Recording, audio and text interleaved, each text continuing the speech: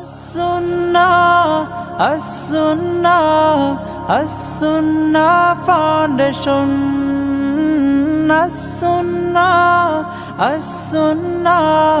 As-Sunnah Foundation. আসসালামু আলাইকুম ওয়া রাহমাতুল্লাহি ওয়া বারাকাতুহু। আলহামদুলিল্লাহ ওয়াসসালাতু ওয়াসসালামু আলা রাসূলিল্লাহ বাদ। সুপ্রিয় দর্শক শ্রোতা ভাই বোন, দেশ কিংবা প্রবাস যে যেখান থেকে দেখছেন, আপনাদের সকলকে সাদর আমন্ত্রণ জানাচ্ছি আস-সুন্নাহ ফাউন্ডেশনের স্টুডিও থেকে। আপনারা দেখছেন আস-সুন্নাহ ফাউন্ডেশন আয়োজিত সাপ্তাহিক সরাসরি প্রশ্নোত্তরমূলক অনুষ্ঠান শরীআহ সমাধানের 258তম পর্ব। অন্যান্য দিনের মতো আজও ইনশাআল্লাহ তাআলা আপনাদের সঙ্গে ঘণ্টা ব্যাপী থাকছি আমি, এবং কোরআন এবং হাদিসের আলোকে আপনাদের জীবন জিজ্ঞাসার উত্তর দেওয়ার চেষ্টা করছি। ওমা তৌফিকি ইল্লা বিল্লাহ। প্রিয় দর্শক, আপনার যে কোনো জীবন জিজ্ঞাসামূলক প্রশ্ন এই পোস্টের মন্তব্যের ঘরে লিখুন। আমরা ইনশাআল্লাহ আপনার প্রশ্নের উত্তর দেওয়ার আপ্রাণ চেষ্টা অব্যাহত রাখব। আপনারা এই লাইভ অনুষ্ঠানটি দেখতে পাচ্ছেন একযোগে আমাদের ভেরিফাইড ফেসবুক পেজে, আস-সুন্নাহ ফাউন্ডেশনের ভেরিফাইড ফেসবুক পেজে, আমাদের ভেরিফাইড ইউটিউব চ্যানেল এবং আমাদের অন্যান্য পেজ ও চ্যানেলসমূহে একযোগে। যে কোনো জায়গায় প্রশ্ন করলে ইনশাআল্লাহ সেখান থেকে আপনাদের প্রশ্ন সংগ্রহ করে আমরা উত্তর দেওয়ার চেষ্টা করব। যে সমস্ত প্রশ্ন উত্তর দেওয়া একান্ত সম্ভব হবে না, সেগুলো আগামীকাল পরশু ইনশাআল্লাহ তাআলা আমাদের ওলামা একরাম, অ্যাডমিন ওলামা একরাম রিপ্লাইয়ের মাধ্যমে আপনাদেরকে উত্তর দেওয়ার চেষ্টা করবেন। এছাড়াও আস-সুন্নাহ ফাউন্ডেশনের অফিসিয়াল নম্বরে অফিস খোলার দিনগুলোতে অফিস টাইমে আপনি ফোন করে আপনার যে কোনো জীবন জিজ্ঞাসার উত্তর জানার চেষ্টা করতে পারবেন। প্রিয় দর্শক, চলুন তাহলে আর বিলম্ব না করে আমরা প্রশ্নোত্তর আলোকিত ভুবনে প্রবেশ করি। প্রথম যে প্রশ্নটি আমি এই মুহূর্তে দেখতে পাচ্ছি সেটি হলো, ইদানিং নারীদের মধ্যে প্লাস্টিক সার্জারি করে চেহারার নতুন শেপ দেওয়ার প্রবণতা লক্ষ্য করা যাচ্ছে। এটা কি শরীয়ত সম্মত? যদি জন্মগত কোনো ত্রুটি কিংবা কোনো দুর্ঘটনায় সৃষ্ট ত্রুটি এগুলোকে দূর করবার জন্য প্লাস্টিক সার্জারি করতে হয়, তাহলে সেটা তো অবশ্যই জায়েজ। কিন্তু শুধু শোভাবর্ধনের জন্য যদি প্লাস্টিক সার্জারি করা হয়, চেহারাতে নতুন বা ভিন্ন শেপ আনার চেষ্টা করা হয়, তাহলে সেটা অবশ্যই নাজায়েজ এবং গুনাহের কথা। আল্লাহ রাব্বুল আলামিন কোরআনে কারিমে স্পষ্ট করে বলেছেন সূরা নিসার 119 নম্বর আয়াতে, ওয়ালা উদাল্লিন, শয়তান তার প্রতিশ্রুতির মধ্যে সে বলেছে সে কি কি কাজ করবে। তার মধ্যে একটা হলো, শয়তান বলেছে ওয়ালা উদিল্লান্নাহুম ওয়ালা উমান্নিয়ান্নাহুম ওয়ালা আমুরান্নাহুম ফালা ইউবাত্তিকুন্না আযানাল আনআম ওয়ালা আমুরান্নাহুম ফালা ইউগাইয়িরুন্না খালকাল্লাহ। শয়তান শপথ করেছে এবং সে তার অঙ্গীকার ব্যক্ত করেছে যে সে আল্লাহর সৃষ্টিতে পরিবর্তন সাধন করবে। আল্লাহ তাআলা বলেছেন লা তাবদীলা লিখালকিল্লাহ, আল্লাহর সৃষ্টিতে পরিবর্তন করা সুযোগ নেই বা করা যাবে না। আরও বিভিন্ন হাদিসও এই প্রসঙ্গে রয়েছে। সবগুলো দ্বারায় প্রমাণিত হয় যে সৃষ্টিতে ব্যাপক বা দৃশ্যমান পরিবর্তন যেটাকে বলা হয়, সেরকম কোনো পরিবর্তন সাধন করা জায়েজ নয়।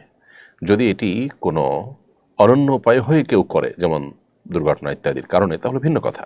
শুধু শোভাবর্ধনের জন্য এ ধরনের পরিবর্তন করা জায়েজ নয়। এর ফলশ্রুতিতে দুনিয়াতে অনেক ব্যত্যয় বিশৃঙ্খলা তৈরি হবে। আমরা জানি যে পৃথিবীতে এখন আধুনিক জ্ঞান বিজ্ঞানের উন্নতির এই সময়ে মানুষের কাছে অনেক অ্যাক্সেস আছে, যে অ্যাক্সেসগুলোর সবগুলোর ব্যবহার মানব সভ্যতাকেই বিলুপ্তির দিকে নিয়ে যেতে পারে, সমাজকে বিশৃঙ্খল পরিস্থিতির মধ্যে নিয়ে যেতে পারে। এরকম একটা পরিস্থিতিতে আমাদের দায়িত্বশীল অবস্থান গ্রহণ করাটা অনেক বেশি গুরুত্বপূর্ণ। এরপরে প্রশ্ন করেছেন সামিয়া সুলতানা রিনা, আপনি লিখেছেন, অবিবাহিত সন্তানেরা কি বাবার রেখে যাওয়া সম্পদ থেকে বিবাহের খরচ নিতে পারবে? দেখুন, অবিবাহিত সন্তান যারা এখনো বিবাহ করেন নাই, এদিকে বাবা মারা গেছেন, বাবা মারা যাওয়ার পরে বাবার রেখে যাওয়া পরিত্যক্ত সম্পদ থেকে আগে ভাই বোনেরা বাবা বেঁচে থাকতে তার সম্পদে তারা বিয়ে করেছেন বা বাবা তাদের বিয়ে দিয়েছেন নিজের খরচে। এখন সেই অজুহাতে অবিবাহিত সন্তানরা বাবার মৃত্যুর পর পরিত্যক্ত সম্পদ থেকে নিজেরা বিয়ের খরচ নিতে পারবেন না। কারণ মানুষের মৃত্যুর পরপর সে সম্পদের মালিকানা আর মৃত ব্যক্তির থাকে না। সেখানে মৃত ব্যক্তির ঋণ পরিশোধের জন্য যতটুকু সম্পদের প্রয়োজন ততটুকু, এর বাইরে ওসিয়ত করে থাকলে সেটা 1/3 পর্যন্ত কার্যকর হয়ে থাকে ততটুকু, এর বাইরে বাকি সম্পদ পুরাটুকুরই মালিকানা হলে মূলত ওয়ারিসদের। অতএব এখানে এক সন্তান অবিবাহিত, তিনি বিয়ে করে সেখান থেকে যদি টাকা খরচ করেন, তাহলে সেক্ষেত্রে অন্যান্য যারা আছে, যারা এই সুযোগটা নিচ্ছে না বা এই টাকাটা তারা পাচ্ছে না, তারা কিন্তু বঞ্চিত হবে।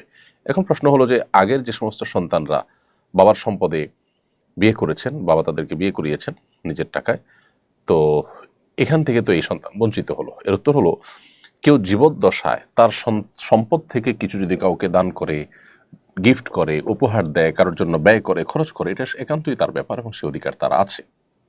অতএব বাবার বেঁচে থাকার সময় তিনি যা খরচ করবেন সেটা তার একান্ত ঐচ্ছিক বিষয়। তিনি কাকে দিবেন, দিবেন না, বা ছেলেদের মধ্যে কারোর ব্যাপারে প্রযোজ্য হয়েছে তাকে দিয়েছে, যার ব্যাপারে প্রযোজ্য হয় নাই তাকে দিতে পারেন নাই, সেটা ভিন্ন বিষয়। কিন্তু মৃত্যুর পর এটা তার থাকে না, এটা সবার হয়ে যায়। অতএব এখান থেকে একজন বিশেষভাবে সুবিধাটা নিতে পারবে না। এরপর প্রশ্ন হলো, সম্প্রতি নারী সংস্কার কমিশন প্রধান উপদেষ্টার কাছে তাদের প্রতিবেদন জমা দিয়েছেন। এ নিয়ে অনেক আলোচনা সমালোচনা চলছে। কমিশনের প্রস্তাবনাগুলো কতটা ইসলামী শরিয়ার সাথে সাংঘর্ষিক? দেখুন প্রিয় দর্শক, শুধুমাত্র ইসলামী শরিয়ার সাথে সাংঘর্ষিকই নয়, বরং বাংলাদেশে যত ধর্মের মানুষ বসবাস করে, মুসলিম ছাড়াও খ্রিস্টান, হিন্দু, বৌদ্ধ, অন্যান্য ধর্মাবলম্বী যারা আছে, তাদের প্রায় সবার ঐক্যমতে অনেকগুলো পয়েন্ট আছে এই প্রস্তাবনায়, এই সুপারিশনামায়, যেগুলোতে সকল ধর্মের মানুষই ভিন্নমত পোষণ করে। অর্থাৎ আমরা বলতে পারি যে সমস্ত বিষয়গুলোতে জাতীয় ঐক্য রয়েছে, সে বিষয়গুলোর বিরুদ্ধেও এই তথাকথিত নারী সংস্কার কমিশন অবস্থান নিয়েছে। অতএব এটা শুধুমাত্র ইসলামের দৃষ্টিকোণ থেকে আপত্তিকর নয়, বরং সকল ধর্মের, আমরা অন্য ভাষায় বলতে পারি বাংলাদেশের প্রায় সব মানুষের চিন্তা, দর্শন এবং চেতনা, মানুষের মূল্যবোধ, মানুষের বিশ্বাস এবং মানুষের কৃষ্টি কালচারের বিরুদ্ধে অনেকগুলো পয়েন্ট রয়েছে। এর মধ্যে বেশ কিছু পয়েন্ট আছে যেগুলো শুধুমাত্র ধর্মীয় দৃষ্টিকোণ থেকে অযৌক্তিক নয়, সেগুলো বাস্তবিক দৃষ্টিকোণ থেকে অযৌক্তিক, সেগুলো লজ্জা, শরম, হায়া, যেগুলো একটা সমাজের জন্য খুবই প্রয়োজনীয় বিষয়, সেই সমস্ত দৃষ্টিকোণ থেকে অযৌক্তিক, নানা কারণে অযৌক্তিক। এর মধ্যে একটা হলো যে এখানে বলা হয়েছে, আপনারা ইতিমধ্যে জেনেছেন, বিবাহ বিচ্ছেদ এবং ভরণ পোষণের ক্ষেত্রে ধর্মীয় আইন, অর্থাৎ পারিবারিক বিধিবিধানের ক্ষেত্রে, পারিবারিক আইনের ক্ষেত্রে ধর্মীয় আইন অনুসরণ করলে নারীরা নাকি বৈষম্যের শিকার হন। এটা হলো ধর্মীয় আইনকে আসামের কাঠগড়া দাঁড় করানো। দেখুন, ধর্ম কখনো, বিশেষ করে ইসলাম, কখনো মানুষকে বৈষম্যের দিকে যেতে দেয় না, বৈষম্য বরং দূর করবার জন্য দিন এসেছে। আপনি যেটাকে বৈষম্য মনে করছেন সেটাই আসলে ইনসাফ, আর আপনি যেটাকে ইনসাফ মনে করছেন সেটাই হলো সবচেয়ে বড় বৈষম্য। যেমন উত্তরাধিকারে নারীর সমান অধিকারের দাবি এখানে করা হয়েছে। উত্তরাধিকারে নারীর সমান অধিকারের দাবি যখন করেছেন, একই সাথে এই দাবিও করতেন যে কোনো স্বামীকে আজ থেকে আর স্ত্রী কোনো ভরণ পোষণ দিতে হবে না, সেই মর্মে আইন করা হোক। এই সুপারিশও করা দরকার ছিল, যেহেতু একটা করেছেন আরেকটা কেন করেননি? খরচের বেলায় স্বামীকে সমস্ত ব্যয়ভারের দায়িত্ব দিবেন, আবার উত্তরাধিকার সম্পদ যখন ভাগ নেওয়ার বেলা আসবে তখন বলবেন যে নারীকে অর্ধেক দিতে হবে, ছেলেরা অর্ধেক পাবে।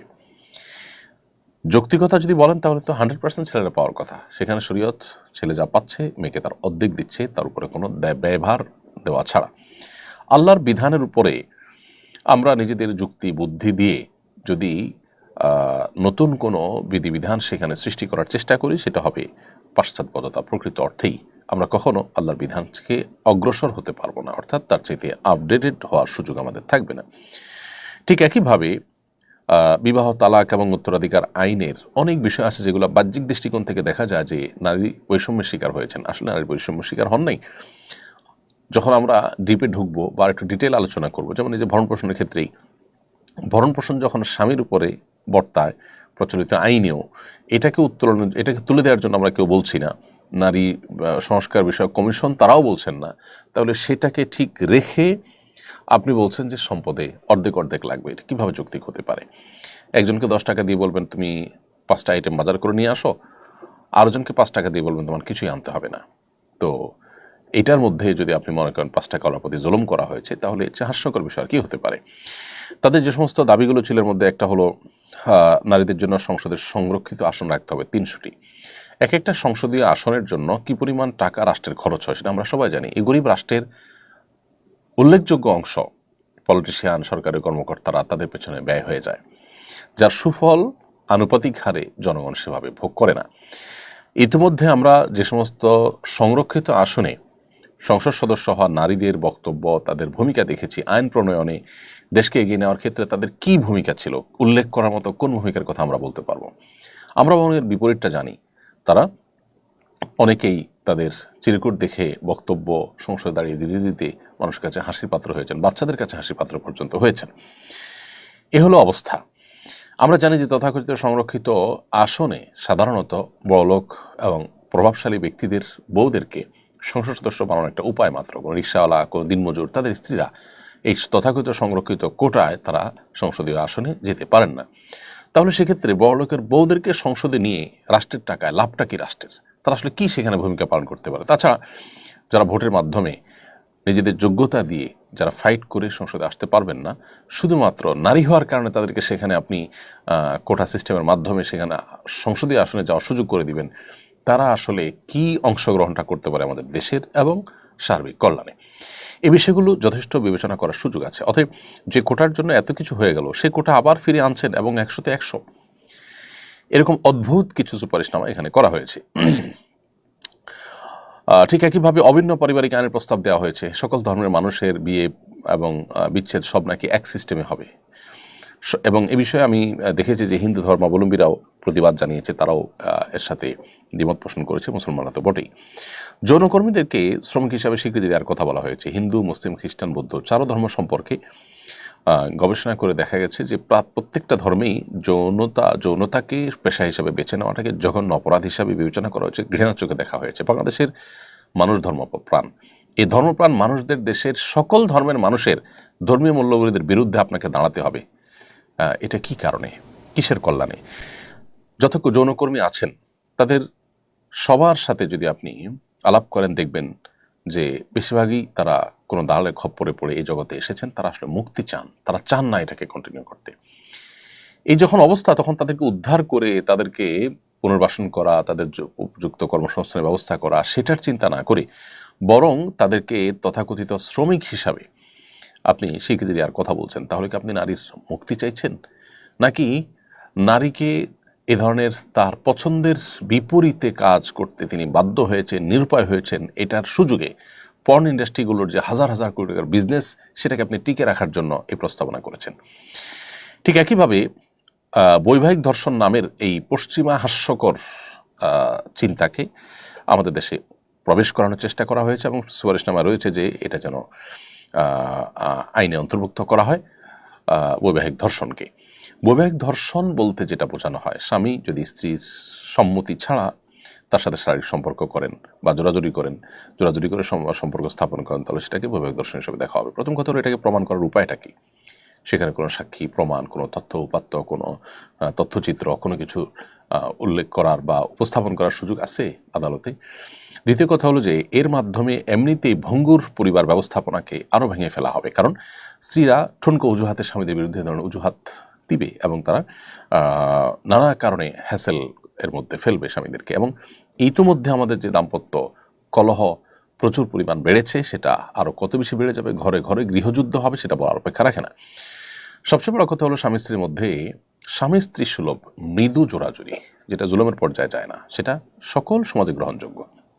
স্বামীর কাছ থেকে জোরাজুরি করে কিছু খেতে চাওয়া, বাইরে ঘুরতে যাওয়া, এগুলো স্ত্রীর একরকম অধিকার মনে করা হয়। স্বামীরাও এই জোরাজুরিগুলোকে ভালোভাবেই নেন, এগুলোকে কেউ জুলুম হিসাবে দেখেন না। এগুলোর কারণে কি সেটাকে বৈবাহিক ডাকাতি বলবেন? তাহলে এ ধরনের হাস্যকর এবং পশ্চিমাদের কাছ থেকে যা পেয়েছেন তথাকথিত এই নারী সংস্কার কমিশনের সদস্যরা, সেটাকে দেশে হুবহু কপি পেস্ট করে দেওয়ার অপচেষ্টা করেছেন।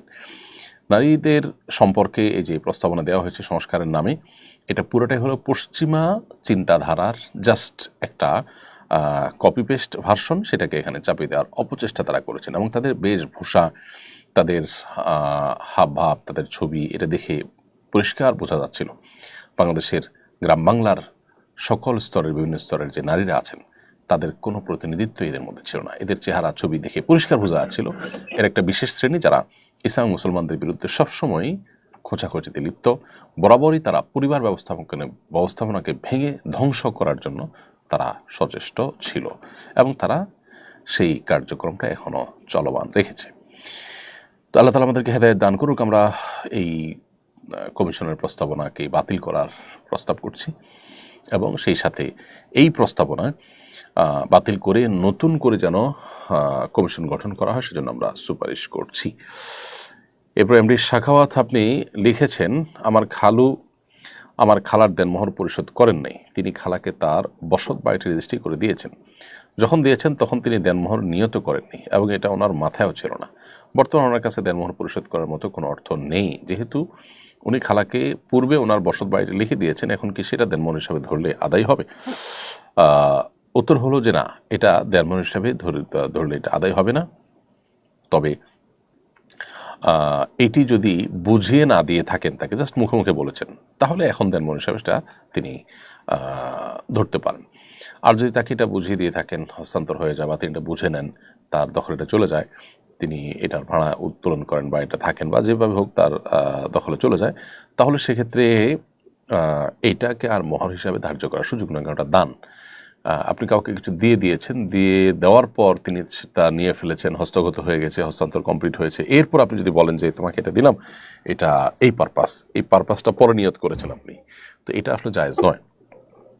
অতএব এভাবে মোহর হিসাবে সেটাকে ধরার সুযোগ নেই। তবে হ্যাঁ, মুখে বলেছেন, দখল বুঝিয়ে দেন নাই, তাহলে আপনার স্কোপ আছে এখনও সেটাকে আপনি মোহর হিসাবে গণ্য করার। এরপর প্রশ্ন হলো, কাশ্মীরে সম্প্রতি পর্যটকদের উপর হামলা হয়েছে, নিয়ে ভারত হিন্দুত্ববাদী জোশ উত্তাল। এই ধরনের হামলা সম্পর্কে ইসলামের বক্তব্য কি? প্রথম কথা হলো যে এ ধরনের হামলা পরিকল্পিতভাবে মুসলমানদের উপরে দায় চাপানোর জন্য অথবা ভারতের যে ওয়াকফ আইন নিয়ে সারা দেশ উত্তাল হয়েছে সেটা বন্ধ করার জন্য কোনো রকম অপচেষ্টা গভর্নমেন্ট করছে কিনা, সেটা অবশ্য বলা কঠিন। সেটা হওয়ার সম্ভাবনা খুব জোরালো। আবার একই সাথে এখানে দেশীয় এবং আন্তর্জাতিক নানাবিধ ষড়যন্ত্র চলমান আছে। ঠিক কোন কারণে বা কোথা থেকে এটা হয়েছে সেটা আল্লাহ তাআলাই ভালো জানেন একমাত্র। এটা হলো একটা বিষয়। দ্বিতীয়ত হলো, সেখানে হিন্দুত্ববাদীরা যেভাবে ইসলাম মুসলমানদের বিরুদ্ধে বিষোদ্গার করছে এবং মুসলমানদের নিধনে তারা আপনার অগ্রসর হয়ে আসছে, সেটার ফলশ্রুতিতে রীতিমতো এ অঞ্চলে যে অশান্তি বিরাজ করছে তার পরিপূর্ণ দায় তাদের। এবং যে পরিমাণ মসজিদ মাদ্রাসা তারা ভেঙেছে, যে পরিমাণ মুসলমানদের নিধন তারা করেছে, জুলুম তারা করেছে, তার জন্য অবশ্যই ভারতের হিন্দুত্ববাদ এটার দায় তারা বহন করে। অতএব এ ধরনের হামলা করে উদরপিণ্ডি বুদর ঘাড়ে চাপানোর যে প্রচেষ্টা তাদের মধ্যে আছে, সেই প্রচেষ্টা বোঝার জন্য বা সেটা বোঝার জন্য নতুন করে পণ্ডিত হওয়ার কোনো প্রয়োজন নেই। রাজাউল ইসলাম রাজু আপনি লিখেছেন, আমাদের গ্রামে কোরবানি যারা দিয়ে থাকি তারা পঞ্চায়েতের কথা অনুযায়ী 3/1 মসজিদ দিতে বাধ্য হই। এ ধরনের এর বিধান কি? কোরবানির গোশত 3/1 এটা আপনি গরিব দুঃখীর জন্য রাখবেন, এই মর্মে কোরআন হাদিস আমাদেরকে নির্দেশনা দিয়েছে, এটা মুস্তাহাব। কিন্তু এই ভাগ দিতে বাধ্য করা বা এই ভাগ সামাজিকভাবে উত্তোলন করা, মানুষকে একরকম নিরুপায় করা যে সে যে দিতে বাধ্য বাউন, এটা অবশ্যই অনুচিত কাজ। কারণ তার 3/1 যেটা গরিবের জন্য বরাদ্দ, সেটা তিনি দিতে প্রথমত শরিয়া দৃষ্টিকোণ থেকে বাধ্য নন। তিনি চাইলে নাও দিতে পারেন, কম বেশিও করতে পারেন। দ্বিতীয়ত হলো, তিনি চাইলে তার মন মতো কোনো গরিব দুঃখীকে দিতে পারেন। অতএব এই বিষয়গুলো নিয়ে এলাকার মানুষজন স্বপ্রণোদিত হয়ে তাকে যদি বাধ্য করেন, তাহলে সে তার প্রতি জুলুম হতে পারে এবং অনধিকার চর্চা হতে পারে। পটুয়াখালীতে দাখিল পরীক্ষার কেন্দ্রে হিজাব না খোলা 4 ছাত্রী পরীক্ষার খাতা নির্ধারিত সময়ের আগে নিয়ে যাওয়ার অভিযোগ উঠেছে। 23 এপ্রিল দুপুরে বাউফল উপজেলার সালেহিয়া ফাজিল মাদ্রাসার কেন্দ্রে হাদিস বিষয়ের পরীক্ষা চলাকালে এই ঘটনা ঘটে। এ ধরনের ঘটনা প্রতিরোধ আমাদের করণীয় কি? দেখুন, প্রথমত এ ধরনের ঘটনা খুবই অনাকাঙ্ক্ষিত, খুবই অনভিপ্রেত, খুবই দুঃখজনক। এ ধরনের ঘটনার সাথে যারা জড়িত তাদেরকে দ্রুত তদন্তের মাধ্যমে বিচারের আওতায় আনতে হবে। তা না হলে দীর্ঘদিন যাবৎ যে মুসলমানদেরকে দমিয়ে রাখার অপচেষ্টায় দেশে করা হয়েছিল এবং মুসলমানদের উপরে হিন্দুত্ববাদ চাপিয়ে দেওয়ার চেষ্টা করা হয়েছিল, সেই ভূত যদি সমাজে আবারও নতুন করে মাথা ছাড়া দেয়, তাহলে সেক্ষেত্রে আবারও সমাজ বিশৃঙ্খল হবে, মানুষ অশান্ত হয়ে উঠবে। বিধায় এই ঘটনার সুষ্ঠু তদন্ত এবং এর যথাযথ বিচার আমরা দাবি করছি। এবং সাংবিধানিক অধিকার একজন নারীর হেজাব পরিধান করা, মুসলিম নারী হিজাব পরিধান করবে, তাদের সাংবিধানিক অধিকার যদি কেউ ক্ষুণ্ণ করতে চায় তিনি মানুষের সাংবিধানিক অধিকার খর্ব করার অপচেষ্টায় লিপ্ত, তাদেরকে আইনের আওতায় আনা দরকার এবং এই ধরনের দুঃসাহস যেন কেউ দেখাতে না পারে সেজন্য দৃষ্টান্তমূলক শাস্তি আমরা দাবি করছি। নাদিম হাসান লিখেছেন, একজন 25 বছর বয়সী সন্তানকে তার বাবা মা ঝাড়ু দিয়ে মারধর করে শাসন করে, এটা কি ইসলামে আদৌ বৈধ? ভাই নাদিম হাসান, বাবা মা শাসন করতে পারেন, তবে শাসনের জন্য অপমানজনক পন্থা অবলম্বন করা অবশ্যই অনুচিত, বিশেষ করে অন্যদের সামনে। কিন্তু সেই সাথে একটা কথা আমাদের মাথায় রাখতে হবে, বাবা মার বিষয়টাকে আল্লাহ রাব্বুল আলামিন এত গুরুত্ব দিয়েছেন যে আল্লাহ তাআলা রাসূল সাল্লাল্লাহু আলাইহি ওয়াসাল্লামের পরে সবার উপরে যার অবস্থান তিনি হলেন মা এবং বাবা। অনেক ফুকাহা কেরাম ঘরের ভিতর একাকী থাকলে তখন সন্তানকে শাসন করার কথা বলেছে, এটা এই জন্য যাতে করে তারা হীনমন্যতার মধ্যে না ভোগে, অন্যদের সামনে অপমান বোধ না করে। অতএব বাবা মার সেদিকটা খেয়াল করা কর্তব্য, কিন্তু কোনো কারণ বাবা যদি ভুল করেও বসেন তাহলে সেক্ষেত্রে অন্য কারোর দিয়ে তাকে সংশোধন করার চেষ্টা করতে হবে এবং অবশ্যই বাবা মা যদি সন্তানের প্রতি জুলুম করেন তাদেরও বিচারের মুখোমুখি হতে হবে, কিন্তু সন্তান হিসাবে ছাড় দেওয়ার মানসিকতা সর্বোচ্চ পর্যায়ের থাকা দরকার, এটা সম্ভব হওয়ার কারণে। আপনি সম্প্রতি থাইল্যান্ড সফর করেছেন বলে শুনেছি, সেখানকার দাওয়াতি কাজের অভিজ্ঞতা জানাবেন বলে আশা করছি। দেখুন, থাইল্যান্ড সফরের অভিজ্ঞতা আমার খুবই তিক্ত। সেখানে প্রবাসী বাংলাদেশিরা প্রথমত সংখ্যা অনেক বেশি নন, সম্ভবত 200,000 কাছাকাছি বাংলাদেশি সেখানে অবস্থান করছেন, যদিও প্রচুর পরিমাণ পর্যটক সেখানে যান। বাংলাদেশিদের নিজস্ব তেমন কোনো মসজিদ নাই বললে চলে, আমি যতটুকু শুনেছি। এবং ব্যাংককে আমার যে প্রোগ্রাম হয়েছে সেখানে 150 শতাধিক মানুষ উপস্থিত ছিলেন। এটা আমার জানা মতে বা সেখানকার প্রবাসীদের ভাষ্য মতে বাংলাদেশিদের প্রথম কোনো দিনই আয়োজন, যা খুবই দুর্ভাগ্যজনক। বাংলাদেশ থেকে মাত্র 2 ঘন্টা বিমানের দূরত্ব, এরকম একটা জায়গায় বাংলাদেশিদের সেখানে আরও বেশি দাওয়াতি কাজ, ইসলাম চর্চা হওয়া উচিত। বিশেষ করে সেখানকার যে সার্বিক পরিবেশ, সে পরিবেশে আমাদের দিনই চর্চা যদি আরও ভালোভাবে, শক্তিশালীভাবে, বলিষ্ঠভাবে না থাকে তাহলে সেক্ষেত্রে আমাদের ঈমান, আমল, আমাদের আখলাক চরিত্র ধরে রাখা খুবই কঠিন। সেজন্য যারা সেখানে আছেন তাদেরকে আমরা উদাত্ত আহ্বান রাখতে চাই, তারা যেন আরও বেশি বেশি সেখানে দাওয়াতি কাজ করেন এবং নিজেদের বিভিন্ন দাওয়াতি কাজের জন্য দিনই চর্চা কেন্দ্র বাড়ান এবং নিজেদের মধ্যে বিভিন্ন রকমের কোরআনের হালাকা, দাওয়াতি কাজ, অ্যাক্টিভিটিস এগুলো যেন তারা বাড়ান, এই জন্য তাদেরকে আমরা অনুরোধ করব। সালাউদ্দিন মোল্লা, আপনি ইউটিউব চ্যানেলে আমাদের লিখেছেন, ইন্ডিয়া থেকে বলছি, আমি একটা গহনার দোকানে কাজ করি, আমি বিভিন্ন রকম মূর্তির ডিজাইন করতে হয়, আমার উপার্জন কি হালাল হচ্ছে? মূর্তির ডিজাইন করতে হয় এরকম চাকরি আপনার জন্য করা জায়েজ হবে না, কারণ মূর্তি তৈরি করা এটা হারাম, আমরা সবাই জানি। অতএব সেটা যদি স্ববর্ধনের জন্য হয়, ভাস্কর্য হিসাবে তৈরি করে রেখে দিল কেউ, সেটাও হারাম। কারণ নবী করিম সাল্লাল্লাহু আলাইহি ওয়াসাল্লাম বলেছেন, লা তাদখুলুল মালাইকাতু বাইতান ফীহি কালবুন আও সূরা, সহিহ বুখারীর হাদিস এটি। সেই ঘরে রহমতের ফেরেশতা প্রবেশ করবে না যেখানে কুকুর অথবা প্রাণীর ছবি থাকে। তাহলে সেক্ষেত্রে এই যে ভাস্কর্য বা আপনি মূর্তি তৈরি করছেন, এটি হারাম কাজ। আপনি নিজের জন্য করছেন না, নিজে রাখছেন না, কিন্তু আরেকজন রাখছে, আপনি সেখানে সহযোগিতা করছেন। যিনি অপরাধ করেন বা গুনাহ করেন আর যিনি সহযোগিতা করেন সমান অপরাধী হয়, সেই জায়গা থেকে আপনার জন্য এটি জায়েজ হবে না। তবে আপনার শ্রমের সবটুকুন টাকার জন্য হয়তো হারাম হয়ে যাবে না, কারণ হলো আপনি এই মূর্তির বাইরে আরও যে সমস্ত জিনিসপত্র তৈরি করেন, হালাল জিনিসপত্র, সেই অংশের উপার্জন আপনার জন্য হালাল হবে। আর বিকল্প চাকরি খুঁজে আপনার এই চাকরি পরিবর্তন করে যেন এরকম হারাম কাজ করতে না হয়, সেই চেষ্টা করাটা আপনার সবচেয়ে বেশি কার্যকর উপায় আপনার হালাল উপার্জনের জন্য, এবং সেটা আপনার করা উচিত। নারী বিষয়ক সংস্কার কমিশনের একজন সদস্য বলেছেন, ব্রিটিশরা অভিন্ন সিভিল ল মেনে বিবাহ করে, কাজে বাংলাদেশিদেরকেও অভিন্ন সিভিল ল মানতে হবে। ধর্মের মানুষের জন্য কমন আইনের ভিত্তিতে নিষ্পত্তি করলে শরীয়তের দৃষ্টিতে কোনো অসুবিধা আছে কিনা? দেখুন, নারী সংস্কার কমিশনের সদস্যরা পশ্চিমা পৃথিবীতে যা পেয়েছেন সেটাকে হুবহু কপি পেস্ট করে আমাদের দেশে চাপিয়ে দেওয়ার চেষ্টা করছেন এবং তাদের সুবিধা মতো পশ্চিমাদের কাছ থেকে যা জানে আর সেটা নিচ্ছেন। পশ্চিমাদের কাছ থেকে নেওয়ার আরও অনেক জিনিস আছে, সেগুলোকে তারা খুব সচেতনভাবে এড়িয়ে চলেছেন।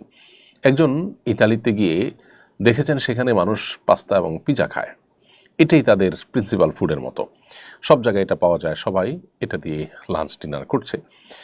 এটা দেখে বাংলাদেশে এসে তিনি যদি দাবি করেন যে এখানে ভাত মাছ কেন, এই কার্বোহাইড্রেট এত বেশি কেন খাবে, দরকার কি ভাত মাছ খাওয়া, আমরা তাহলে পিজা এবং পাস্তা এদেশে ঘরে ঘরে লাঞ্চ এবং ডিনার হিসাবে খাই।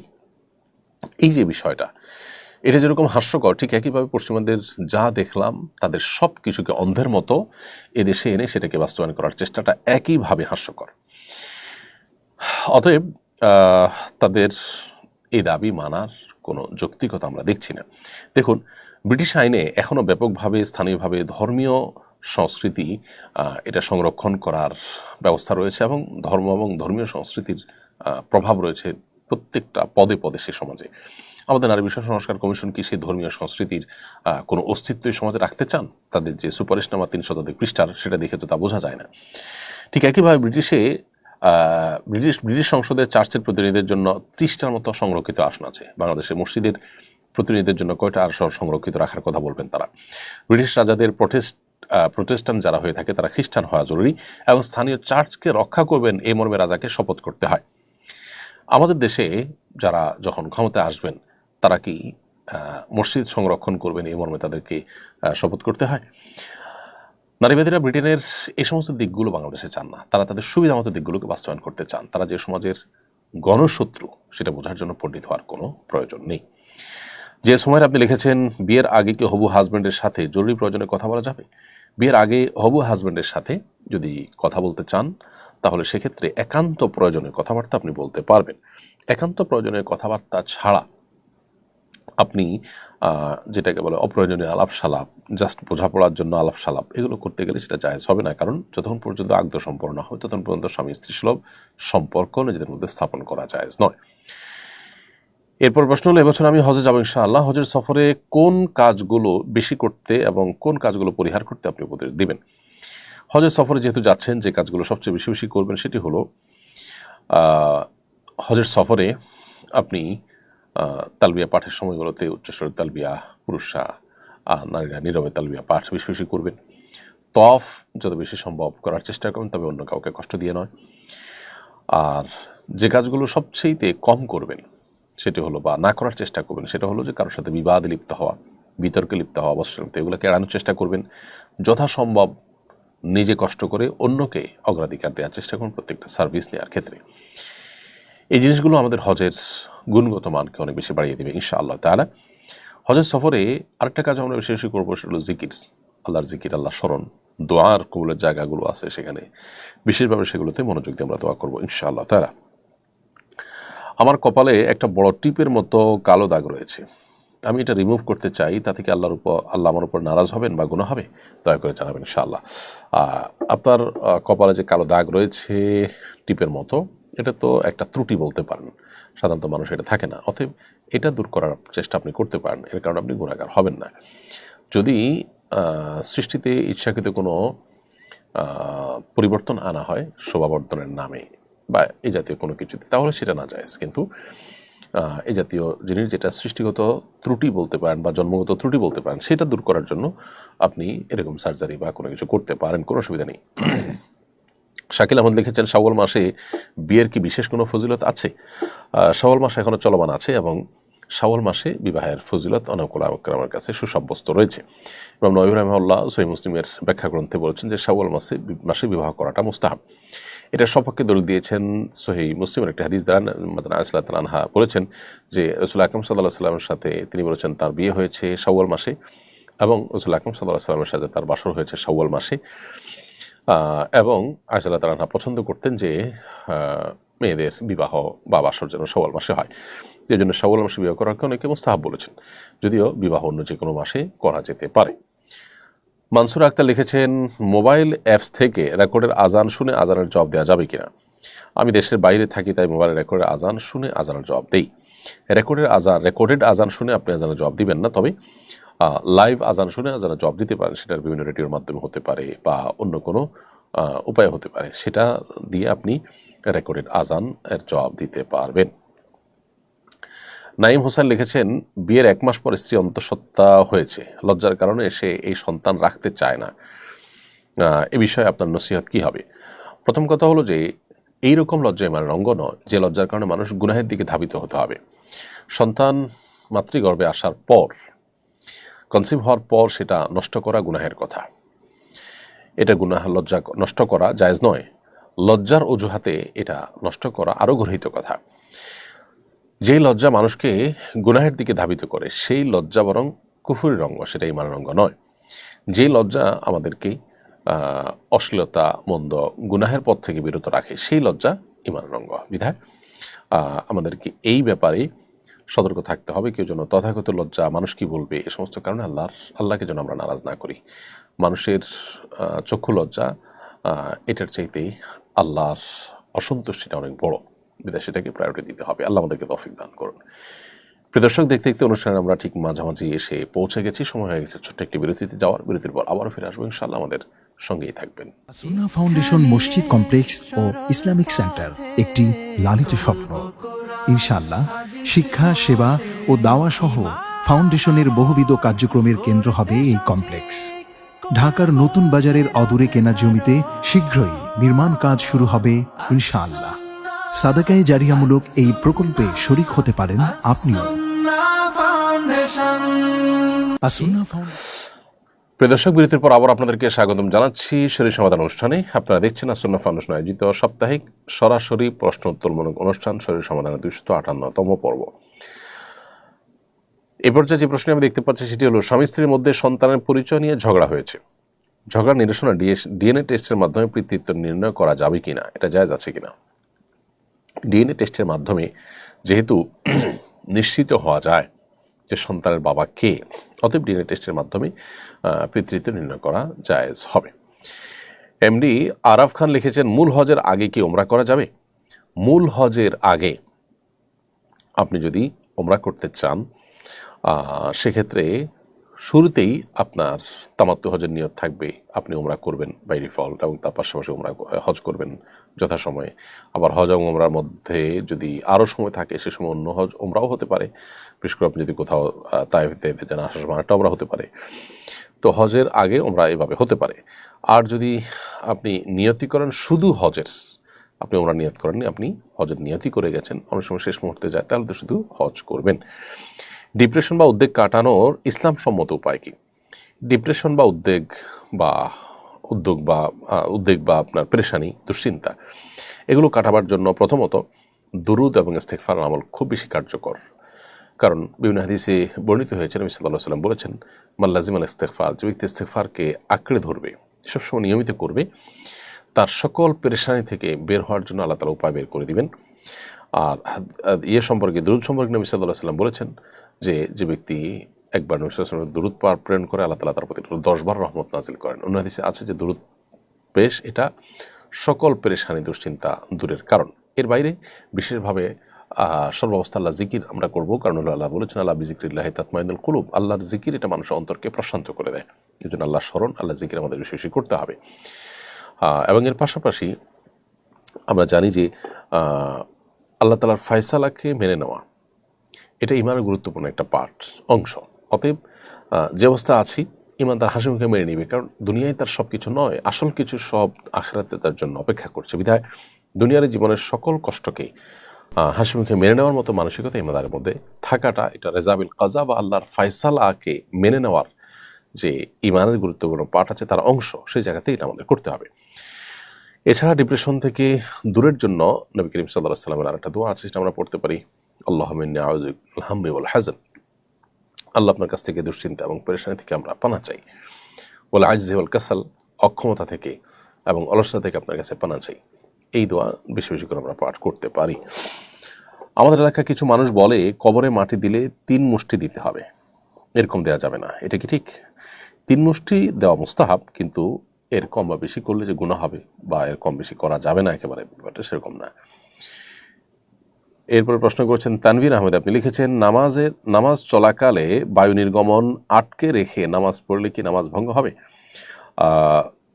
নামাজ যদি চলাকালে বায়ু নির্গমন আটকে রাখতে গেলে আপনার ভয়াবহ অবস্থা তৈরি হয়, আপনি অনেক বেশি অস্বস্তিতে পড়েন, আপনার চেহারা বিবর্ণ হয়ে যায়, মনোযোগ একেবারে নষ্ট হয়ে যাওয়ার মতো উপক্রম, তাহলে আপনি সেটা আপনার ছেড়ে দিবেন এবং ওযু করে এসে বাকি নামাজটা আপনি পূর্ণাঙ্গ করবেন।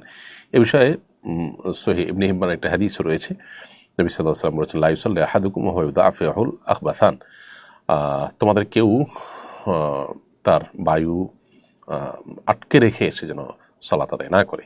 তো এই জন্য বায়ু নির্গমন আটকে রাখতে গেলে যদি নামাজের মনোযোগ একেবারে নষ্ট হয়ে যায়, তাহলে সেক্ষেত্রে আপনি এটা ছেড়ে দিয়ে ওযু করে আবার নামাজ পড়বেন, বা যেখানে নামাজ ছুটেছে ওযু করে এসে ওখান থেকে আপনি কন্টিনিউ করতে পারবেন। আর যদি ব্যাপারটা এই লেভেলের না হয়, তাহলে সেক্ষেত্রে হালকা পাতলা প্রেশার থাকলে সেটাকে আটকে রেখে আপনি সালাত আদায় করতে পারবেন। সামাজিক মাধ্যমে কারো সমালোচনা করা গীবতের অন্তর্ভুক্ত কিনা? সামাজিক মাধ্যম এটা আর বাস্তব জগৎ অলমোস্ট সেম। এই জায়গা থেকে কারোর সমালোচনা তার সামনে করলে যেরকম গীবত, তার পেছনে করলে যেরকম সরাসরি করলে যেরকম গীবত হবে, অফলাইনে করলে যেরকম গীবত হবে, ঠিক একইভাবে সোশ্যাল মিডিয়াতে আপনি কারোর গীবত করলেন, ইনবক্সে কাউকে বললেন বা কোথাও লিখলেন, এটাও গীবত হবে। তবে হ্যাঁ, কিছু কিছু গীবত আছে যেগুলো শরীয়তে বৈধ, সেগুলো সামনাসামনি অফলাইনে করা যেরকম জায়েজ, অনলাইনে করাও একইভাবে জায়েজ। অতএব সামাজিক যোগাযোগের মাধ্যমে যেটাই করবেন সেটা আপনার অফলাইনে করার মতোই কিন্তু জবাবদিহিতার আওতায় আসবে। মিজানুর রহমান লিখেছেন, ঈদগাহ এর সংস্কার ও সুরক্ষার স্বার্থে মূল ঈদগাহের জায়গা ঠিক রেখে মেম্বার সহ পশ্চিম দিক থেকে 3 হাত ছেড়ে দিয়ে পূর্ব দিক থেকে 3 হাত যুক্ত করা যাবে কিনা? ঈদগাহ সংস্কার করতে গিয়ে ঈদগাহের যে মূল জায়গা, এই মূল জায়গা যদি ঠিক থাকে সেক্ষেত্রে ইমাম যেখানে দাঁড়াবে মেহরাবের জায়গা, সেটা আপনি আগপাস করতেই পারেন, এটাতে কোনো অসুবিধা নেই। এমটি তামান্না আপনি লিখেছেন, আমার হাজব্যান্ডের কখনো বাচ্চা হবে না, ডাক্তার বলেছেন। আমার আম্মু আব্বু আমাকে অন্য জায়গায় বিয়ে দিতে চাইছেন, কি করা উচিত আমার?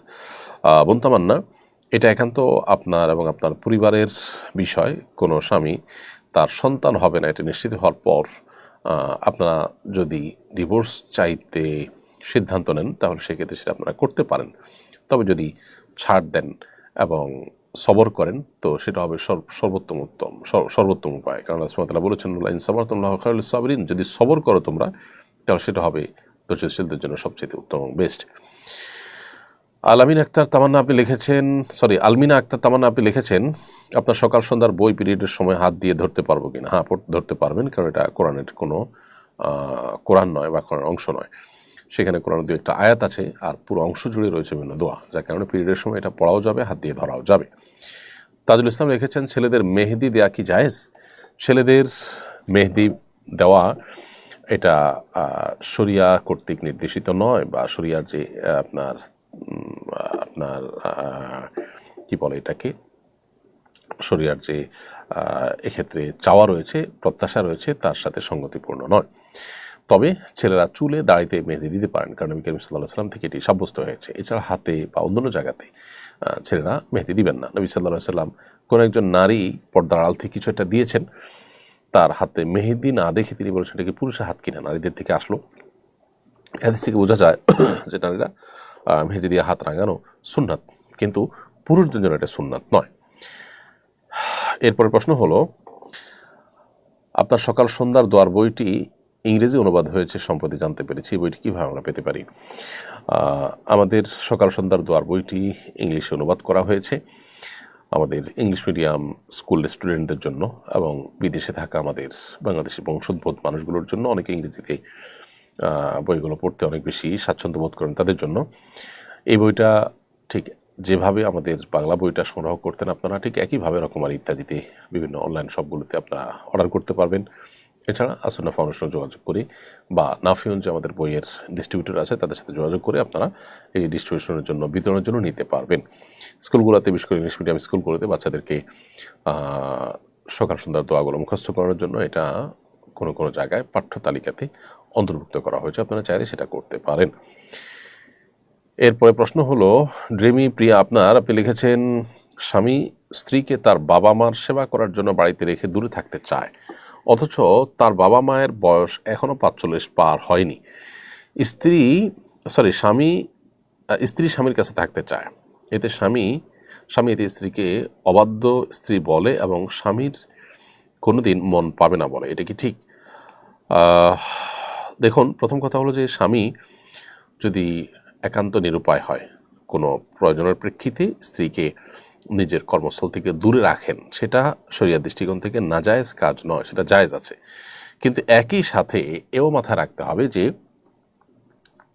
বাবা মার বয়স 45-এর কম, তাদের সেবার নাম দিয়ে তাদের কাছে ফেলে রাখা, এটা শরিয়ার যে স্পিরিট আছে তার সাথে সঙ্গতিপূর্ণ নয়। বরং শরিয়া চায় যে স্বামী যেখানে থাকবে স্ত্রী সেখানে থাকবে। বিভিন্ন কারণে অথবা নিরুপায় হলে অবশ্যই স্বামী স্ত্রীকে দূরে রাখার অধিকার স্বামীর আছে, কিন্তু স্ত্রীর যে হক, তার যে অধিকারগুলো আছে সেগুলো যেমন আদায় করতে হবে, ঠিক একইভাবে দূরে ফেলে রাখার ক্ষেত্রে যৌক্তিক কোনো কারণ থাকা দরকার। অযৌক্তিক কারণে তাকে যদি ফেলে রাখা হয় তাহলে এটা অবশ্যই স্বামীর জন্য অনুচিত কাজ। এখন বাবা মার সেবা করাটা প্রথমত স্ত্রীর জন্য সেভাবে অপরিহার্য নয়, কিন্তু নৈতিকতার কারণেই স্বামীর প্রতি যে তার ভালোবাসার দায় আছে সেই জায়গা থেকে অবশ্যই তিনি শ্বশুর-শাশুড়ির খেদমত করার সর্বোচ্চ চেষ্টা করতে হবে, সেটা ভিন্ন বিষয়। কিন্তু ৪৫ পার হয় নাই এরকম বয়সের শ্বশুর শাশুড়িরাও আজকাল অনেক সময় দেখা যায় যে বৌমাদের কাছ থেকে খেদমতের জন্য বসে থাকেন এবং ছেলেরাও সেটা প্রত্যাশা করেন। এটা একেবারে অনুচিত কাজ। এই কালচারটা আমাদের দূর হওয়া দরকার। তারা অপারগ হয়ে গেলে, তারা বয়সে সিনিয়র, সেই জায়গা থেকে অবশ্যই তাদের খেদমত করার চেষ্টা করতে হবে, সেটা স্ত্রীর করা উচিত। বাট এরকম অনেকটা জোয়ান অথবা শক্ত সবল শ্বশুর শাশুড়িকে শুধু খেদমতের জন্য স্ত্রীকে দূরে ফেলে রাখা, এটা শরীয়তের তাকাদা বা শরীয়তের চাহিদা নয়।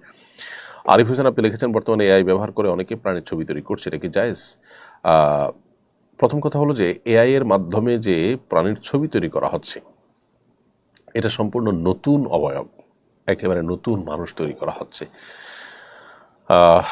এআই যেহেতু একটা নতুন মানুষ তৈরি করছে, সেজন্য এটা আসলে জায়েজ হওয়ার কোনো কারণ থাকতে পারে না। কারণ আপনার এটা হলো একটা নতুন প্রাণীর ছবি আঁকা, জাস্ট একটা মানে আলাদা একটা নতুন ছবি তৈরি করা, ব্যাপারটা সেরকম। ফটোগ্রাফিক্যাল যে ছবি আছে একটা মানুষের হুবহু জাস্ট একটা ফটোকপি বা আয়নাতে যেরকম কয়েকটা আয়না রাখলে একটা মানুষকে কয়েকটা আয়না দেখা যায়, ছবিটা অনেকটা সেরকম। এই ফটোগ্রাফিক্যাল বা ডিজিটাল যে ছবি সেটা প্রিন্ট না হলে সেটাকে জায়েজ বলেছেন ওরকম একরাম, প্রিন্টেড হলে সেটাকে অনেকে না জায়েজ বলেছেন, তবে জরুরতের ভিত্তিতে সেটাকেও জায়েজ বলেছেন। কিন্তু এআইয়ের মাধ্যমে যে ছবিটা জেনারেট হয় বা ক্রিয়েট করা হয় সেটা কিন্তু সম্পূর্ণ নতুন, এরকম কোনো মানুষ পৃথিবীতে নেই। তো এরকম কোনো সৃষ্টি, এরকম কোনো প্রাণীর ছবি যদি কেউ অঙ্কন করে, নবী সাল্লাল্লাহু আলাইহি ওয়াসাল্লাম বলেছেন কেমন দিন তাকে ফুৎকার দিয়ে, রূহ ফুৎকার দিয়ে ওই প্রাণীকে জীবিত করার জন্য আল্লাহ তাআলার পক্ষ থেকে নির্দেশ দেওয়া হবে। সেটা তো সে করতে পারবে, তখন তাকে জাহান্নামে নিক্ষেপ করা হবে। এই সমস্ত কারণে এর মাধ্যমে কাজটি করা যায় না। তবে এর মাধ্যমে অন্যান্য যে সমস্ত কাজ করার সুযোগ আছে যেগুলো সেটা দৃষ্টিকোণ থেকে নাজায়েজ নয়, সেরকম কিছু করা যেতে পারে। আব্দুল্লাহ লিখেছেন, বিকাশে লেনদেনের মাধ্যমে অর্জিত পয়েন্ট ব্যবহারের মাধ্যমে ক্যাশব্যাক পাওয়া যায়, এটা কি জায়েজ হবে কিনা? মোবাইল ব্যাংকিং কোম্পানিগুলো তাদের মোবাইল ব্যাংকিংয়ের যে সার্ভিস আছে সেটা যেন জনগণ বেশি বেশি ব্যবহার করে, তার জন্য তারা নানা রকমের প্রণোদনা দিয়ে থাকে, এটা তারই একটা। অতএব এই ক্যাশব্যাক হালাল। ব্যাপারটা এরকম যে আপনি আমাদের এটার থেকে ব্যবহার করে যদি আপনি লেনদেন করেন তাহলে আপনাকে এত টাকা আমরা উপহার দেব, পুরস্কার দেব, ব্যাপারটা এরকম। অতএব এটা সম্পূর্ণ জায়েজ আছে, এটা নিলে না জায়েজ হবে না।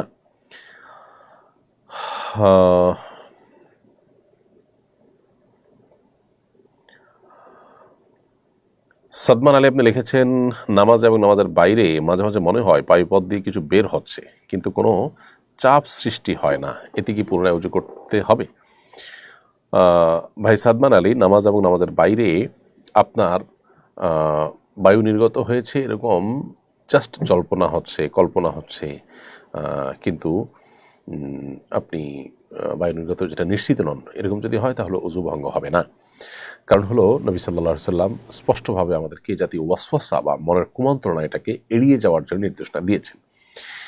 আর ইসলামী ফিকহের একটা প্রসিদ্ধ প্রিন্সিপাল বা মূলনীতি আছে, সেটা হলো যে আল ইয়াকিন লা ইয়াজুলু বিশাক, নিশ্চিত বিষয় এটা সন্দেহের কারণে দূর হবে না। আমরা যখন অজু করেছি, পবিত্র আছে এটা নিশ্চিত, তাহলে শুধুমাত্র ওয়াসওয়াসার ভিত্তিতে, শুধুমাত্র সংশয়ের ভিত্তিতে অজু চলে গেছে এটা সাব্যস্ত হবে না। অজু করেছে এটা নিশ্চিত, অতএব এটা দূর হতে হলে অজু গিয়েছে সেটাও নিশ্চিত হইতে হবে। জাস্ট মনে হচ্ছে কিন্তু তার কোনো প্রমাণ নেই, প্রুফ নেই, অথবা সেটা নিশ্চিত নই, দৃঢ়ভাবে বিশ্বাস হয় না যে বায়ু নির্গত হয়েছে, তাহলে এরকম অবস্থায় অজু ভঙ্গ হবে না। এরপরে হানিয়াম মারিয়া আপনি লিখেছেন, আমার হাজব্যান্ড বাচ্চা নিতে চায় না, একটা হওয়ার পর আবার কনসিভ করলে ওষুধ খেয়ে ভ্রূণ নষ্ট করে ফেলে, সে জানিয়ে দিয়েছে আর নিবে না, এতে আমার শাশুড়ি উস্কানি দেন, বাচ্চা না নিয়ে সংসারে খরচ কমিয়ে তার ভাই বোন ও বাবা মাকে দেখতে বলেন, বাচ্চা নিলে তালাক দিবে বলে হুমকি দিয়েছে, এমন অবস্থা আমি কি করব? বোন, আপনার স্বামী যদি আপনাকে বাচ্চা নিতে না দেন এবং তিনি তালাক দেওয়ার মতো হুমকি দেন, তাহলে সেক্ষেত্রে আপনি তার আনুগত্য করলে আপনার গুনাহ হবে না। তবে আপনার স্বামী যেটা করছেন সেটা অবশ্যই নাজায়েজ গুনাহ এবং হারাম কাজ করছেন। বিশেষ করে কনসিভ করার পর আপনার ওষুধ খেয়ে ভ্রূণ নষ্ট করে ফেলে, এটা রীতিমতো শিশু হত্যা বা ভ্রূণ হত্যা। বিদেশিটা গুনাহের কথা, সেই গুনাহের জন্য অবশ্যই আল্লাহ তাআলার কাছে দায়ী হতে হবে। আল্লাহ তাআলা মাফ করুন। এর জন্য ইস্তেগফার করতে হবে, তওবা করতে হবে, না হলে এ ধরনের গুনাহ মানুষের জাহান্নামে যাওয়ার জন্য আল্লাহ মাফ করুন যথেষ্ট হতে পারে। এরপরে মোসলেহউদ্দিন সোহাইল আপনি লিখেছেন 30 থেকে 40 বছর আগে দুধমাতা বা মাতৃত্বকালীন সময়ে এবং অসুস্থতার কারণে রমজান মাসের রোজা পালন করতে পারেননি, এখন কি সে রোজাগুলো করতে হবে? অবশ্যই করতে হবে। জীবনে যে সমস্ত রোজা রাখা হয়নি কোনো অসুস্থতার কারণে, অপারগতার কারণে, সেগুলো এখন আল্লাহ তাআলা যখন সুস্থ স্বাভাবিক করেছেন তখন অবশ্যই আপনাকে রাখতে হবে। এরপরে মাজহুল শাখস এআইডি থেকে আপনি লিখেছেন, আমি অনার্স 3য় বর্ষে পড়ি, সাথে 10-12 হাজার টাকার চাকরিও করছি, নিজস্ব বাড়ি আছে, বাবা নেই, আমার উপরে কি বিয়ে ফরজ হয়েছে? আপনার উপরে বিয়ে তখনই আবশ্যক হবে যখন আপনি বিয়ে না করলে গুনাহে লিপ্ত হওয়ার সমূহ আশঙ্কা আছে। বিবাহ করার মতো সামর্থ্য আপনার আছে, 10-12 হাজার টাকা দিয়ে একেবারে ডাল ভাত জোগাড় করে কোনো রকম একটা বিয়ে আপনি করতে পারেন, কিন্তু আপনার বিয়ে না করলে চরিত্র নষ্ট হওয়ার আশঙ্কা জোরালো, তাহলে সেক্ষেত্রে আপনার জন্য বিয়ে আবশ্যক। কিন্তু সেরকম যদি না হয় তাহলে এরকম স্বাভাবিক অবস্থাতে বিয়ে আপনার জন্য সুন্নত, আপনি না করলে গুনাহ হবে না, তবে করতে পারলে ভালো। সাইফুল ইসলাম লিখেছেন, যৌতুক গ্রহণের শাস্তি কি হতে পারে? দ্বিতীয় আরেকটা প্রশ্ন করেছেন, যদি আমি পরিবারের চাপে যৌতুক নিয়ে ফেলি তাহলে কি পরে শ্বশুরকে সে টাকা ফেরত দিতে পারবো? যৌতুক গ্রহণ করা হারাম, অন্যায়ভাবে কারোর সম্পদ ভক্ষণ করা। নবী করিম সাল্লাল্লাহু আলাইহি ওয়াসাল্লাম বলেছেন, ফাইমা তাখুযু মাল আখিক, তুমি কারোর কাছ থেকে কোনো টাকা পয়সা সম্পদ এটা নিলে কিসের বিনিময়ে নিলে, কিসের ভিত্তিতে নিলে, এটার জবাব তোমার পরিষ্কার হতে হবে। একজন মানুষ তার মেয়ে আপনার কাছে বিয়ে দিয়েছেন, এরপর আপনি তার কাছ থেকে আবার জিনিসপত্র নিলেন, টাকা পয়সা নিলেন, তাহলে এই নেওয়াটা কিসের ভিত্তিতে নিলেন? মেয়ে দিয়েছেন, তার সাথে আবার টাকা তিনি কেন দিবেন? আপনি কি কোনো সার্ভিস তাকে দিয়েছেন যার বিনিময়ে আপনি নেবেন? তো এই যে ব্যাপারটা, এটা তিনি আলাদা পরিষ্কার, যেটা গুনাহের কথা। সুনির্দিষ্ট কোনো শাস্তির কথা না বলা থাকলেও বান্দার হক নষ্ট করার যে শাস্তি সেটা এখানে প্রযোজ্য হবে। আর যখন আল্লাহ তাআলা তৌফিক দিবেন বা যখন আপনার সম্বিত ফিরে আসবে এই গুনাহের কাজ করার পর, অবশ্যই শ্বশুরকে আপনি ফেরত দিয়ে দিবেন সেই জিনিসটি যেটি তাদের কাছ থেকে গ্রহণ করেছেন। এরপরে রাবেয়া খাতুন রূপা আপনি লিখেছেন, নারী বিষয়ক কমিশনে যারা রয়েছেন তারা তো সম্পূর্ণ কোরআনের বিরুদ্ধে আইন করতে চাচ্ছে, তারা কি মুসলিম রয়েছেন? বোন রাবেয়া খাতুন, যদি কেউ কোরআনের বিধানের বিরুদ্ধে আইন করতে বলেন বা তিনি যদি বিশ্বাস করেন যে কোরআনের বিধান মানা আবশ্যক নয়, তাহলে তিনি মুসলমান নন। পরিষ্কার কথা, তিনি মুসলমান নন। এবং যারা এই কমিশনের সদস্যরা আছেন তাদের অনেকের ব্যাপারে তাদের ইতিপূর্বের কর্মকাণ্ড, অ্যাক্টিভিটিস, তাদের মন মানসিকতা, তাদের বিভিন্ন সুপারিশনামা থেকে দেখে তিনি আলোমতো পরিষ্কার যে তারা নিজেদেরকে আসলে মুসলমান পরিচয় দেনও না বা দিতে চানও না, এটা তিনি আলোমতো পরিষ্কার। খুবই দুর্ভাগ্যজনক একটা বিষয় যে ধার্মিকদের দেশে যারা নিজেরা ধর্ম পরিচয় পর্যন্ত দেন না, সে মানুষগুলো কর্তৃত্ব করছেন বা সে মানুষগুলো সেখানে আপনার নানাভাবে তাদের আইন প্রণয়ন করা, তাদের নীতি নির্ধারণ করা, এগুলোর কাজগুলো তারা করছেন। এটা আমাদের জন্য দুর্ভাগ্যজনক বিষয়। সুজানা ইসলাম লিখেছেন, জেনার গুনাহ থেকে কি মাপ পাওয়া সম্ভব? তওবা কিভাবে করা উচিত? সকল গুনাহ আল্লাহ তাআলা মাফ করবেন, জেনার গুনাহ থেকেও আমরা অবশ্যই আল্লাহ তাআলার কাছ থেকে ক্ষমা চাইতে পারি। এবং এটার জন্য তওবা করার উপায় হলো যেটি হয়েছে সেজন্য আল্লাহর কাছে লজ্জিত হওয়া, অনুতপ্ত হওয়া, এবং ভবিষ্যতে আর কখনো সেই গুনাহ যেন না হয় সেজন্য সংকল্প করা সুদৃঢ়ভাবে। হাসান স্বামী লিখেছেন, রিলেশন করলে কি ইবাদত কবুল হবে? রিলেশন করা মানে হারাম সম্পর্কে জড়ানো, হারাম সম্পর্কে জড়ানোর ফলে গুনাহ হবে, আল্লাহর সাথে সম্পর্ক নষ্ট হবে, কিন্তু এর ফলে ইবাদত যে কবুল হবে না ব্যাপারটা সেরকম নয়। তবে এটা ঠিক, গুনাহের ফলে আল্লাহর সাথে বান্দার দূরত্ব তৈরি হয়, ইবাদত কবুলের সম্ভাবনা কমে আসে। সঞ্জিদা আক্তার লিখেছেন, মোবাইল ফোনে বিয়ের পর হাজব্যান্ড দেশে আসলে কি আবার বিয়ে পড়াতে হবে? মোবাইল ফোনে বিয়ের যে শরঈ পদ্ধতি আছে সেই পদ্ধতিতে বিয়ে হলে নতুন করে আর বিয়ের দরকার নেই, কিন্তু মোবাইলে শুধুমাত্র প্রস্তাব সম্মতি দিল, কবুল বললো, এরকমভাবে বিয়ে বিশুদ্ধ হয় না। বিয়ে বিশুদ্ধ হওয়ার জন্য কাউকে অভিভাবক বানিয়ে তার মাধ্যমে প্রস্তাব বা সম্মতি জানাতে হয়। যথাযথ নিয়ম আমরা জেনে নেওয়ার চেষ্টা করবো ইনশাআল্লাহ। সেভাবে যদি হয়ে থাকে তাহলে দেশে আসার পর আর বিয়ে পড়ানোর প্রয়োজন নেই। লিও জেমস এআইডি থেকে আপনি লিখেছেন, আমি রাগ হয়ে আম্মুর সাথে কথা বলি না, এজন্য কি কোনো পাপ হবে?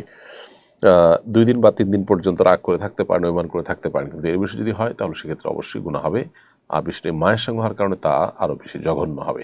অতএব নিজের ব্যক্তিগত ইগো বা জেদ এগুলোকে পদদলিত করে আল্লাহর নির্দেশকে আমাদের সামনে রেখে অগ্রসর হতে হবে। আল্লাহ আমাদের সেই তৌফিক দান করুন। এরপর প্রশ্ন হলো, আমার পরিচিত একজন সমকামে আসক্ত, সে পুরুষ হওয়া সত্ত্বেও নিজেকে প্রকাশ্যে মহিলা বলে দাবি করে এবং এটাই সে বিশ্বাস করে। আল্লাহ সৃষ্টিকে অস্বীকার করার মাধ্যমে সে কি কাফের হয়ে গেছে? সন্দিগ্ধভাবে এটা গর্হিত বিষয়। ব্যক্তি বিশেষ কাফের হয়েছে কি হয় নাই তার এক্সাক্ট অবস্থাটা কি সেটা আসলে আরেকটু দেখে শুনে তার সম্পর্কে হয়তো মন্তব্য করতে হবে। তবে সন্দেহাতীতভাবে এটি হারাম এবং গর্হিত কথা এবং তিনি ভয়াবহ গুনাহে লিপ্ত, এবং এটা আল্লাহর বিধান নিষিদ্ধ থাকার জানার পরও তিনি যদি মনে করেন যে এটা মানা দরকার না, তাহলে তো তার ঈমান থাকার কোনো প্রশ্ন ওঠে না। এরকম ব্যক্তিকে কাউন্সেলিং করানো দরকার এবং তার মানসিক চিকিৎসার প্রয়োজন। এ ধরনের মানুষকে কাউন্সেলিং করলে, মানসিক চিকিৎসা করলে এবং বিভিন্ন চিকিৎসা করলে তাদের সুস্থ হওয়া পথ সুগম হতে পারে। মিরাজ আহমেদ আপনি লিখেছেন, নতুন বিয়ে করার পর দেরি করে সন্তান নেওয়ার কোনো সুযোগ আছে কিনা? নতুন বিয়ে করার পর যদি যৌক্তিক কোনো কারণে সন্তান দেরি করে নেন, সাময়িক সময়ের জন্য জন্মবিরতি করেন, সেটা জায়েজ আছে, কিন্তু সন্তান কি খাওয়াবো, সন্তান কি খাবে, তাকে কি খাওয়াবো, এখন উপার্জন নাই, এ সমস্ত চিন্তা থেকে করলে সেটা অবশ্যই না জায়েজ কাজ। ক্রেজি ভাই এআইডি থেকে আপনি লিখেছেন,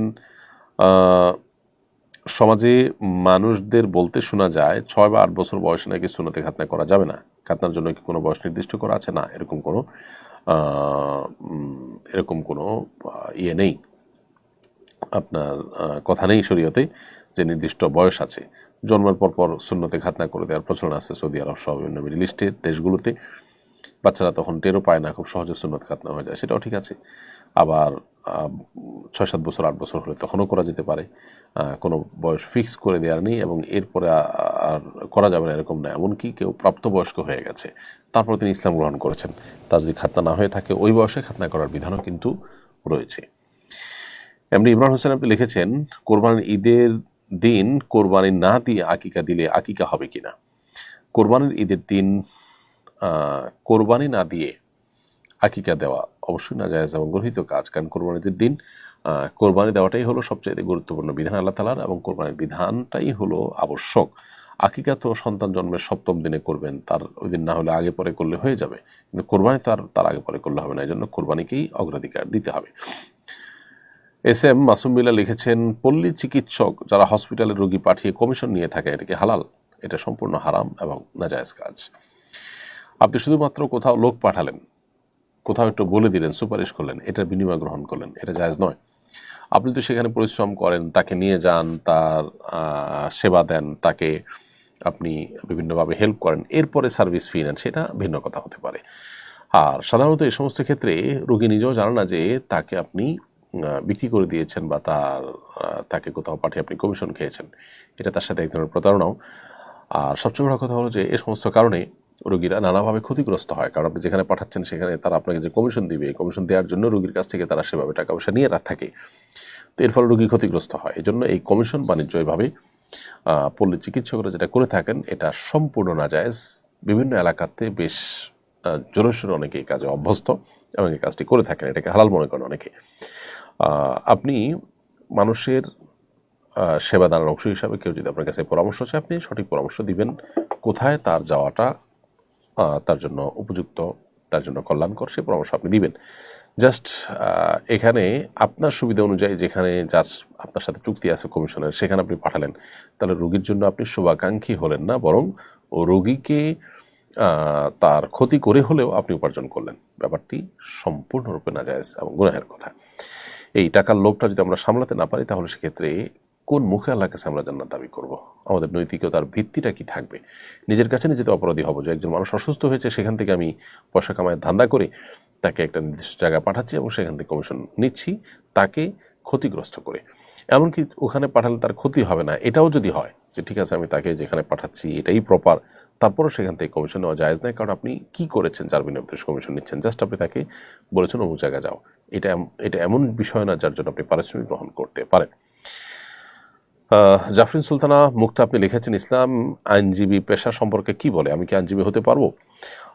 আইনজীবী হয়ে আপনি যদি কোনো মিথ্যা আশ্রয় না নেন এবং শরিয়া বিরুদ্ধ যদি কোনো আইন থাকে, সে আইনের আলোকে লড়াই করে কোনো সুফল আপনার মক্কেলকে পাওয়ার জন্য যদি আপনি না লড়েন, অর্থাৎ আপনি যদি শরিয়া ভায়োলেশন না করে আইনজীবীর পেশায় কাজ করতে চান, সেটা অবশ্যই জায়েজ আছে।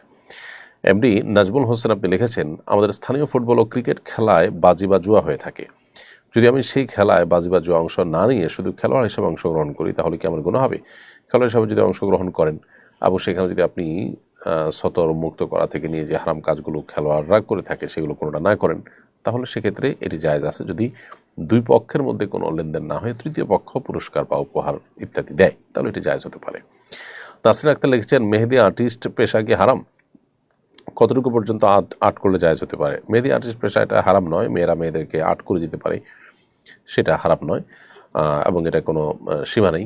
পুরো শরীরের যে কোনো অংশে মেহেদি দিয়ে আর্ট করে দিতে পারে মেয়েরা মেয়েদেরকে, কিন্তু মেয়েরা ছেলেদেরকে, ছেলেরা মেয়েদেরকে এভাবে যদি হয় তাহলে সেক্ষেত্রে এটা জায়েজ নয়। তাছাড়া নিশ্চিত কোনো হারাম কাজে আপনার সহযোগিতা হতে পারে এরকম কোনো উদ্যোগ যেন না নেওয়া হয়, সেটাও আমাদের খেয়াল রাখতে হবে। শেখ আশিকুর রহমান লিখেছেন, মজলিসের নির্দিষ্ট কাউকে উল্লেখ করে সালাম দেওয়া যাবে কিনা? একজনকে সালাম দিলে বাকিরা কি উত্তর দিতে পারবে? নির্দিষ্ট কাউকে সালাম না দিয়ে সাধারণভাবে সালাম দিতে হবে যদি মজলিসে অনেক লোক থাকে, কারণ আপনি যখন সালাম দিবেন তো আসলে মজলিসে একজনের জন্য সময় দেওয়া সম্ভব নয়, সবাইকে দেওয়া সম্ভব নয়, এই জন্য জেনারেলি আপনি সালাম দেওয়ার চেষ্টা করবেন। কিন্তু যদি এই কাজটা অর্থাৎ সবাইকে আলাদা আলাদা করে সালাম দেওয়া আপনার কষ্টকর, সেজন্য কোনো একজনকে নাম দিয়ে সালাম দেন, তাহলে নিশ্চয়ই বাকিদের ইগনোর করা হবে, তাদেরকে অপমান করা হতে পারে। সেই জায়গা থেকে এটা আমাদের অ্যাভয়েড করা উচিত।